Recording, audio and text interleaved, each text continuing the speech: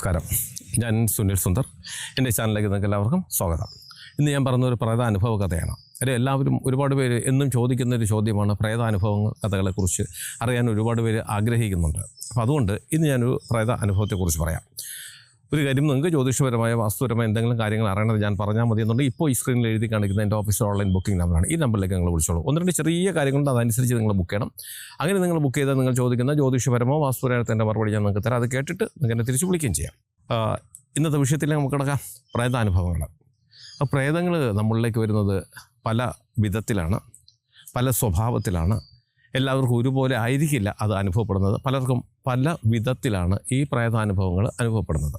നമ്മളിതുവരെ കണ്ടതോ കണ്ടറിഞ്ഞതോ മനസ്സിലാക്കിയിട്ടുള്ളോ ഒന്നും കാര്യങ്ങളായിരിക്കില്ല. അതിനേക്കാളൊക്കെ വ്യത്യസ്തമായ രീതിയിലുള്ള പ്രേതാനുഭവങ്ങൾ നമ്മുടെ ജീവിതത്തിൽ പലപ്പോഴും ഉണ്ടാകാറുണ്ട്.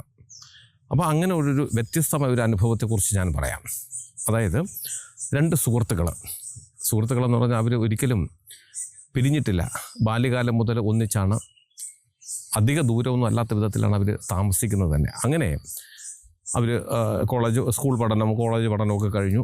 രണ്ടുപേർക്കും പ്രൈവറ്റ് ജോലിയുണ്ട്. ജോലിയൊക്കെ കിട്ടി. പലരും രണ്ടുപേരും അങ്ങനെ സന്തോഷമായിട്ട് ജീവിച്ചു വരികയാണ്. അതിൽ ഒരാൾക്ക് ഒരു വിവാഹ ആലോചന വെച്ച് അയാൾ ഒരു പെൺകുട്ടിയെ പ്രേമിച്ചു. ആ പെൺകുട്ടിയെ പ്രേമിക്കുന്ന കാലം മുതൽ ഈ സുഹൃത്തിനറിയാം അവനെ ഒളിച്ചുകൊണ്ട്, അല്ലെങ്കിൽ ഇവർ പരസ്പരം മറച്ചു വെച്ചുകൊണ്ട് ഒരു കാര്യങ്ങളും ഇവർക്കില്ല എന്നുള്ളതാണ്. അങ്ങനെ പ്രേമിച്ചു. ഈ പ്രേമമൊക്കെ വീട്ടിലറിഞ്ഞപ്പോഴത്തേക്ക് വീട്ടുകാർ ഭയങ്കരമായിട്ട് എതിർത്തു. കാര്യം അവർക്ക് ആ ഒരു പെൺകുട്ടിയുടെ കുടുംബത്തിനോട് താല്പര്യമൊന്നും ഇല്ലാത്തത് കൊണ്ട് അവരതിനെ നന്നായിട്ട് എതിർത്തു. പക്ഷേ എതിർത്തതിന് ശേഷവും ഈ പ്രേമിച്ച ഈ ചെറുപ്പക്കാരൻ അതിൽ നിന്ന് പിന്മാറാൻ തയ്യാറായില്ല. അവനത് ആ പെൺകുട്ടിയെ തന്നെ കല്യാണം കഴിച്ചേ പറ്റൂ എന്നുള്ള ഒരു പിടിവാശിയിലായിരുന്നു. പക്ഷേ ഈ കൂട്ടത്തിലുള്ള കൂട്ടുകാരൻ അവന് മനസ്സിലായി അവൻ്റെ സുഹൃത്തിന് ഇതില്ലാതെ മുന്നോട്ട് പോകാൻ പറ്റില്ല, ആത്മാർത്ഥമായിട്ടുള്ള സ്നേഹമാണ്. അവൻ തന്നെ വന്ന് ഈ പെൺകുട്ടിയെ പ്രേമിച്ച പയ്യൻ്റെ വീട്ടുകാരടുത്ത് പറഞ്ഞു. അവൻ്റെ നിർബന്ധപ്രകാരം അവൻ അത് പൂർണ്ണമായിട്ടും നടത്തി കൊടുത്തേ പറ്റുമെന്ന് അവനാണ് നിർബന്ധം പിടിക്കുകയും ശരിക്കും ആ വിവാഹത്തിന് അവർ സമ്മതിക്കുകയും ചെയ്തു.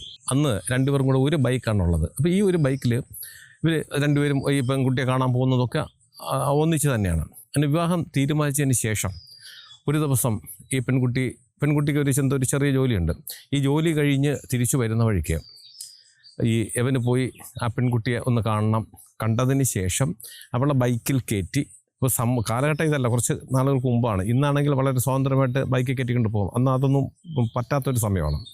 അപ്പം കാണാൻ പോയി, അതിൻ്റെ പേരിൽ കണ്ടു, ഇവളെ ബൈക്കിൽ കയറ്റി വീടിൻ്റെ അടുത്ത് വരെ കൊണ്ട് വിട്ടുകൊടുക്കാം, ഈ ഒരു പ്ലാൻ ചെയ്തിട്ട് അവൻ ഒറ്റയ്ക്കാണ് പോയത്. അപ്പോൾ കൂട്ടുകാരനെ അവരുടെ വീട്ടിൻ്റെ അടുത്ത് നിർത്തിയിട്ട് പോയി. ഇവർക്ക് രണ്ടുപേർക്ക് മാത്രമേ ഈ പ്ലാനിങ് അറിയാവൂ. ഇവൻ നേരെ ബൈക്ക് ഓടിച്ച് വിവാഹം ആലോചിച്ച് വെച്ചിരിക്കുന്ന ഈ പെൺകുട്ടിയുടെ അടുത്തേക്ക് പോയി. വെയിറ്റ് ചെയ്ത് നിൽക്കുകയാണ് ഈ കൂട്ടുകാരനൂടെ. മറ്റേ കൂട്ടുകാരൻ ബൈക്കിൽ പോയി.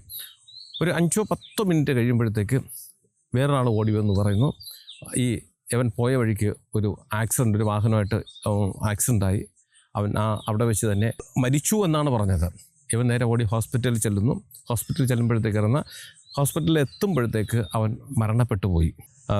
വലിയ ദുഃഖിതനായിപ്പോയി. കാര്യം അവൻ ഓർമ്മ വെച്ച കാലം മുതൽ ഇവർ ഒന്നിച്ച് ജീവിക്കുന്നു എന്ന് മാത്രമല്ല, അവർ പരസ്പരം അറിയാത്തതായിട്ട് ഒരു രഹസ്യങ്ങളുമില്ല, മറ്റു വലിയ സുഹൃത്തുക്കളില്ല. എല്ലാം ഇവർ ഒന്നിച്ചാണ് കാര്യങ്ങൾ ചെയ്തുകൊണ്ടത്, നല്ലതായാലും ചീത്തയായാലും. പക്ഷെ അങ്ങനെ മോശ കാര്യങ്ങളൊന്നും ചെയ്യുന്നവരല്ല, നല്ല സുഹൃത്തുക്കളാണ് അവർ. ഒരു പെണ്ണിനെ അവൻ പ്രേമിച്ചപ്പോൾ അതിന് സപ്പോർട്ട് ചെയ്യാനും അവൻ്റെ വീട്ടുകാരോട് കൂടുതലായിട്ട് സംസാരിച്ചതിനെ ഒക്കെ നടത്തി കൊടുക്കാനും ഒക്കെ തയ്യാറായി. അവസാനം അവൻ്റെ കാമുകിയെ കല്യാണമൊക്കെ ആലോചിച്ചതിന് ശേഷം ബൈക്കിൽ കയറ്റിക്കൊണ്ട് വരണമെന്നൊരു ആഗ്രഹം ഉള്ളത് കൊണ്ട് അവനിങ്ങനെ പോയി. അവൻ മരണപ്പെട്ടു പോയി. അപ്പം ആ ഒരു സുഹൃത്തിൻ്റെ ഒരു മാനസികാവസ്ഥ നമ്മൾ ഒന്ന് മനസ്സിലാക്കണം. അവൻ തകർന്ന് തരിപ്പണമായിപ്പോയി. ഈ മരിച്ചുപോയ ആ അച്ഛനമ്മമാർക്ക് ഈ ഒരു മകനേ ഉള്ളൂ, വേറെ ആരുമില്ല. അതിനുശേഷം മരണാനന്തര കർമ്മങ്ങളൊക്കെ കഴിഞ്ഞതിന് ശേഷം പിന്നീട് മരിച്ചുപോയ ചെറുപ്പക്കാരൻ്റെ അച്ഛനും അമ്മയ്ക്കും മകനായിട്ട് പിന്നെ ഇവൻ മാത്രമേ ഉള്ളൂ. മകനല്ലെങ്കിൽ പോലും മകൻ്റെ സ്ഥാനത്ത് കണ്ടു. കാരണം ഈ സ്വന്തം മകൻ ജീവിച്ചിരുന്നപ്പോൾ പോലും രണ്ടുപേരും അവരുടെ 2 മക്കളാണെന്നുള്ള ഒരു നിലപാടിൽ തന്നെ വീട്ടിൽ തന്നെ ആഹാരം കഴിക്കുക, ഉറങ്ങുകയൊക്കെ ചെയ്യുന്ന ഒരു സാഹചര്യമായിരുന്നു. മകൻ നഷ്ടപ്പെട്ടെങ്കിലും ഈ മകൻ്റെ ഒരു സപ്പോർട്ട്, അല്ലെങ്കിൽ അവനുണ്ടല്ലോ എന്നുള്ളൊരു ആശ്വാസത്തിൻ്റെ പുറത്ത് ഈ അച്ഛനും അമ്മയും മുന്നോട്ട് പോയി. ഒരു ദിവസം ഈ ചെറുപ്പക്കാരൻ അച്ഛനമ്മയോട് പറയുന്നു, അപ്പോൾ ഈ കല്യാണം ആലോചിച്ച് പെണ്ണ് വേറെ കല്യാണമൊന്നും കഴിച്ചില്ല. അവളും ആകെ ഷോക്കായിപ്പോയി. അവരൊരുപാട് നാൾ പ്രേമിച്ചതാണ്. അപ്പം അയാൾ നഷ്ടപ്പെട്ടു എന്ന് പറഞ്ഞാൽ അവളും വല്ലാത്തൊരു മാനസികാവസ്ഥയിലായിപ്പോയി. അപ്പോൾ ഈ ചെറുപ്പക്കാരൻ, മരിച്ചുപോയ ഈ ചെറുപ്പക്കാരൻ്റെ അച്ഛനും അമ്മയോട് പറയുന്നു, എനിക്ക് ആ പെൺകുട്ടിയെ കല്യാണം കഴിക്കണമെന്ന് തോന്നുന്നുണ്ട്, നിങ്ങളെല്ലാവരും കൂടി സംസാരിച്ചിട്ട് വിവാഹം കഴിച്ചു തരണം എന്ന് പറയുന്നു. മരിച്ചുപോയ ചെറുപ്പക്കാരൻ്റെ അച്ഛനും അമ്മയ്ക്ക് വലിയ സന്തോഷമായി.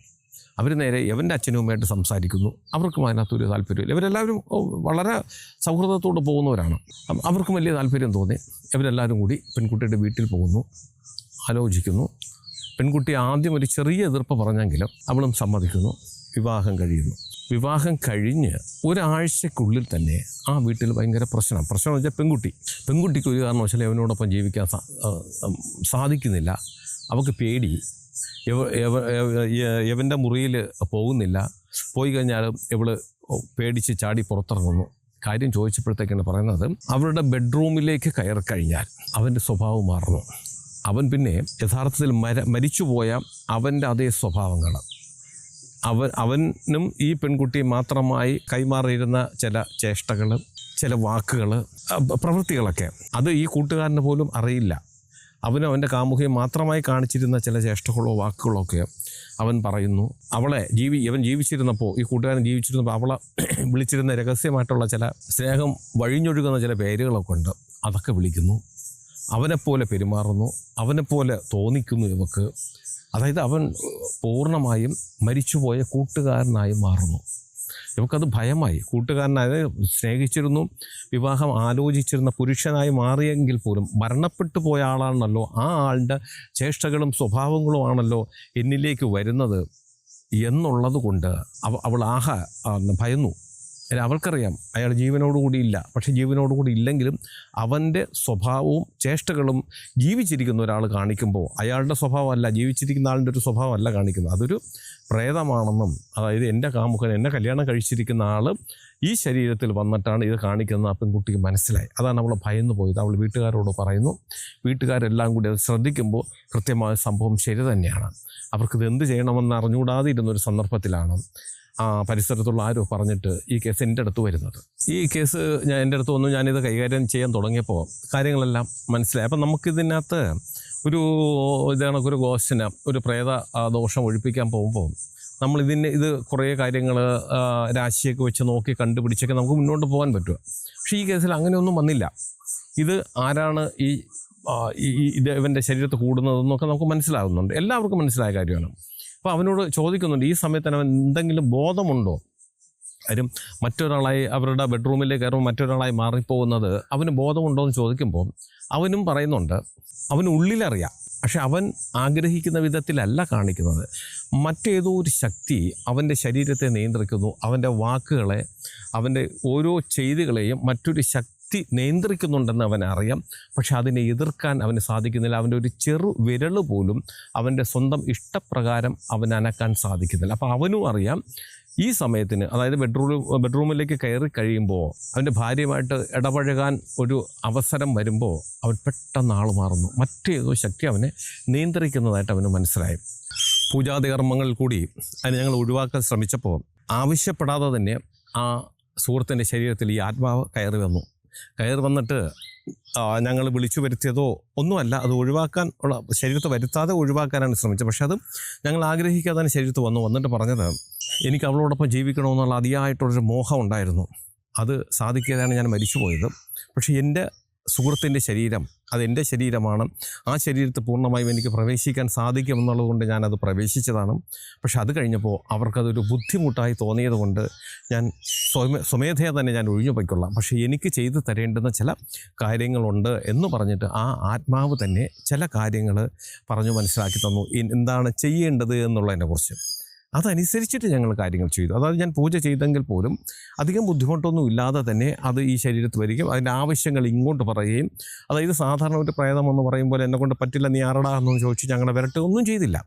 കൃത്യമായ കാര്യങ്ങൾ പറഞ്ഞ് അത് പൂജാതി കർമ്മങ്ങൾ കൂടി അതിനെ ശേഷം ഞങ്ങൾ ആ ആത്മാവിന് മോക്ഷപ്രാപ്തി കൊടുത്ത് അതിനെ പറഞ്ഞു വിട്ടു എന്നുള്ളതാണ്. അപ്പോൾ പ്രേത അനുഭവങ്ങളെന്ന് വെച്ചാൽ ഇങ്ങനെയൊക്കെയാണ്. നമ്മൾ വിചാരിക്കുന്ന കണക്കൊന്നും അല്ല വരുന്നത്. ചിലത് വന്നാൽ നമുക്ക് ഒരുപാട് ഉണ്ടാക്കിക്കും, ചിലത് അങ്ങനെയല്ല. ചിലത് വന്നാൽ ഇതുപോലെ ശാന്തമായിട്ട് നമ്മളിൽ നിന്ന് ഒഴിഞ്ഞു പോകുന്ന ചില സാഹചര്യങ്ങളുണ്ടാകും. പ്രേത അനുഭവങ്ങളും എല്ലാവരും അറിയാൻ ആഗ്രഹിക്കുന്ന ഒരു കാര്യമാണ്. അതുകൊണ്ടാണ് ഞാൻ എൻ്റെ ഈ ചാനലിൽ ഏറ്റവും കൂടുതൽ അവതരിപ്പിക്കുന്നത് പ്രേത അനുഭവങ്ങൾ. ഇത് പേടിച്ച് വിരണ്ട് പോകാം എന്ന് വിചാരിച്ചിട്ട് ആരും ഈ എപ്പിസോഡ് കാണണ്ട, എൻ്റെ ചാനൽ കണ്ട. ഇതിനെക്കുറിച്ച് മനസ്സിലാക്കണം. കാര്യം നമ്മൾ ജീവനോടെ ഇരിക്കുന്നിടത്തോളം കാലം നമുക്ക് ചുറ്റിനും ഇതുപോലുള്ള പ്രേത അനുഭവങ്ങൾ അത് ഒരുപാടുണ്ട്. നമ്മൾ ചുറ്റിനും ഉണ്ട്, ഒരിക്കലും നശിക്കില്ല എന്നുള്ളതാണ്. പക്ഷേ അതിനെ എങ്ങനെ പ്രതിരോധിക്കാം, അതിനെ എങ്ങനെ മനസ്സിലാക്കി നമുക്ക് മുന്നോട്ട് പോകാം എന്നുള്ളതിനെക്കുറിച്ച് അറിയണമെന്നുണ്ടെങ്കിൽ എൻ്റെ ഈ ചാനൽ നിങ്ങൾക്ക് സ്ഥിരമായിട്ടൊന്ന് കാണാം. ഞാൻ ഈ പറയുന്ന കാര്യങ്ങൾ നിങ്ങൾക്ക് എല്ലാവർക്കും ഉപകാരപ്രദമാകട്ടെ. നിങ്ങൾക്ക് ജ്യോതിഷപരമായോ വാസ്തുപരമായോ എന്തെങ്കിലും കാര്യങ്ങൾ അറിയണമെന്ന് ഞാൻ പറഞ്ഞാൽ മതി എന്നുണ്ടെങ്കിൽ ഇപ്പോൾ ഈ സ്ക്രീനിൽ എഴുതി കാണിക്കുക എൻ്റെ ഓഫീഷ്യൽ ഓൺലൈൻ ബുക്കിംഗ് നമ്പർ, ഈ നമ്പറിലേക്ക് വിളിച്ചോളൂ. 1-2 ചെറിയ കാര്യങ്ങളുണ്ട്, അതനുസരിച്ച് നിങ്ങൾ ബുക്ക് ചെയ്യണം.